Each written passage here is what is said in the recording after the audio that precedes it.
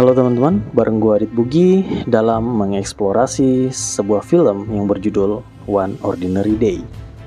Nah, film ini sendiri memperlihatkan secara gamblang sebuah sistem peradilan melalui kisah seorang remaja yang terlibat kasus pembunuhan sadis seorang wanita. Nah, bagaimana kisahnya? Langsung saja di episode 1, Let's Get Started. Selayaknya mahasiswa, Hyun Soo dalam kesehariannya beraktivitas seperti biasa. Berbaur dengan teman-temannya dan tentu saja keluarganya. Lalu kemudian pada malam itu, dia dihubungi oleh temannya untuk pergi ke Seno Party, versi Korea tapi. Nah, karena dia nggak punya Vespa Matic, nggak bisa caps pakai motor, ya terpaksa dia dengan sembunyi-sembunyi memakai mobil bokapnya. Tapi yang parahnya lagi nih, mobil bokapnya tuh bukan mobil pribadi cuy, tapi taksi. Ya, taksi cuy. Nah, otomatis orang-orang pada mengira itu taksi. Dan benar saja cuy, pada saat dia berhenti di lampu merah, tiba-tiba seorang cici-cici SCBD masuk di taksinya cuy. Walaupun si Hyun Soo sudah menjelaskan bahwa taksinya sedang tidak beroperasi, tapi wanita ini tetap bersikukuh dan malah mengancam untuk mengadukan ke pihak penyedia jasa taksi tersebut bahwa pelayanannya sangat buruk.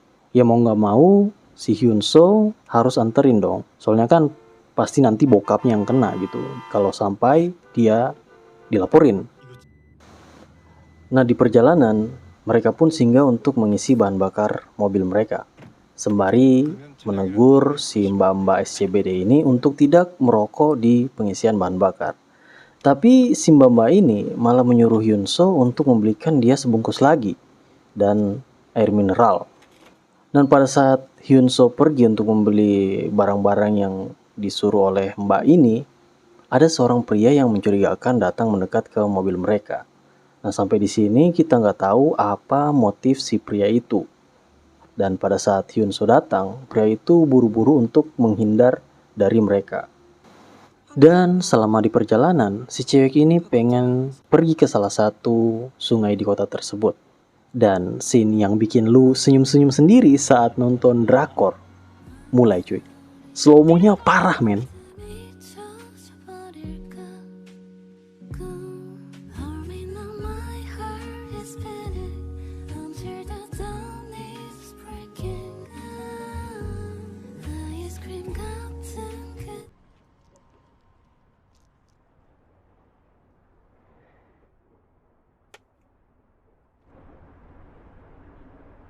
먹어볼래?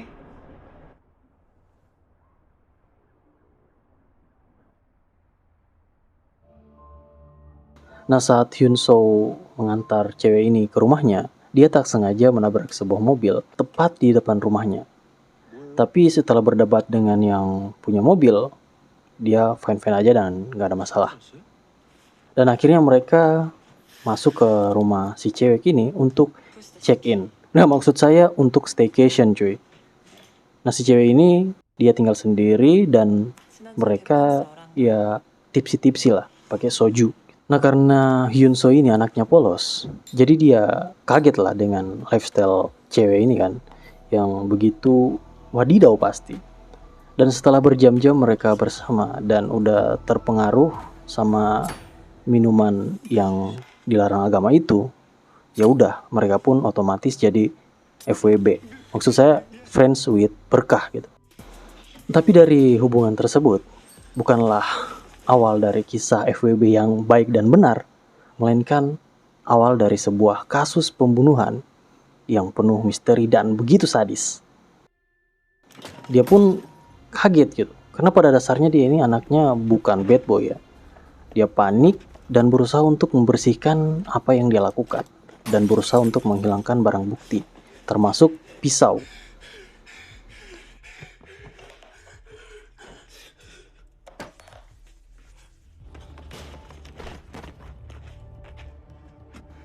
Nah, tapi sayangnya tetangga si cewek itu, seorang kakek-kakek, melihat tingkah laku Hyun Soo yang memang aneh.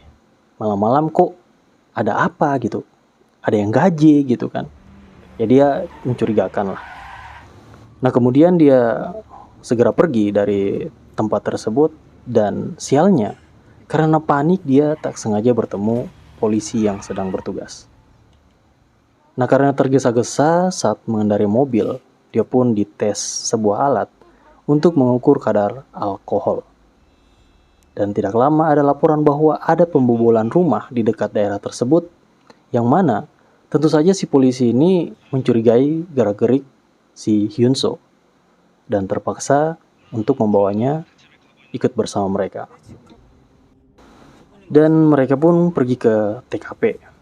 Dan tepat saja si kakek-kakek ini yang telah melaporkan kejadian tersebut. Dan tak lama kepala kepolisian yang melihat Hyunso menyuruh si anak buahnya ini untuk membawanya ke kantor untuk diamankan. Menurut laporannya dia abok-abok saat mengemudi.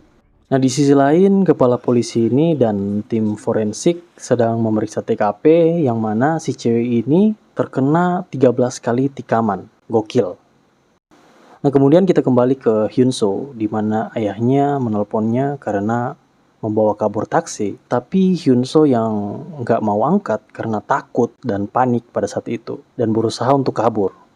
Tapi karena kepala polisi tersebut datang, dia pun kembali duduk dan kepala polisi ini menyuruh anak buahnya untuk memeriksa apakah dia membawa narkoba. Si polisi itu pun mendapatkan sebuah pisau yang ia bawa. Ditambah kesaksian si kakek bahwa pria yang membunuh wanita itu membawa taksi. Nah akhirnya dia dicurigai sebagai pembunuhnya dan ditahan saat itu juga. Dan kemudian kepala polisi itu menginterogasinya. Nah di sini nih si Hyunso bersikeras bahwa dia tidak membunuh wanita itu. Bahkan dia baru bertemu sekali. Dan setiap pertanyaan yang dilontarkan dia tetap bersikukuh bahwa dia bukan pembunuh. Nah kemudian dia dibawa ke ruangan untuk dokumentasi bukti di pengadilan. Dan saat dia disemprotkan sebuah cairan untuk men-trigger darah, dia benar-benar penuh dengan darah. Seluruh tubuhnya cuy, full senyum, full power. Nah dari dokumentasi tersebut tentu saja ini menguatkan barang bukti bahwa Hyunso lah pelakunya. Nah kemudian setelah itu ada seorang pria yang datang ke kantor tersebut bernama Shin Jong-han. Nah dia ini pengacara yang bisa dibilang hanya menangani kasus-kasus kelas 3. Ya kasus-kasus kecil lah. Nah dia ini datang untuk mendampingi kliennya. Nah si pengacara ini tertarik dengan kasus Hyunso. Karena dia mendapat kabar bahwa Hyunso merupakan tersangka pembunuhan dan pemerkosaan. Ya dia bertanya-tanya dong. Dengan wajah polosnya, masa sih iya dia pelakunya? Biasanya kalau cowok-cowok good boy kayak Hyunso ini kan mentok-mentok paling ngeghosting, PHP. Parah-parahnya ya paling micet gitu cuy. Ini kok kasusnya berat banget. Kasus pembunuhan dan pemerkosaan. Ditambah lagi wanita ini ditusuk 13 kali di badannya. Nah dia pun tertarik dan menawarkan diri untuk mendampingi kasus Hyunso sebagai pengacaranya. Dan mereka berjabat tangan dan episode 1 pun selesai. Nah kalau kalian mau nonton episode 2-nya ada gua taruh linknya di deskripsi. Semoga kalian suka dengan pembawaan gua menceritakan sebuah alur cerita film. So sekian dari gua Adit Pugi, kita bertemu di episode kedua. Bye.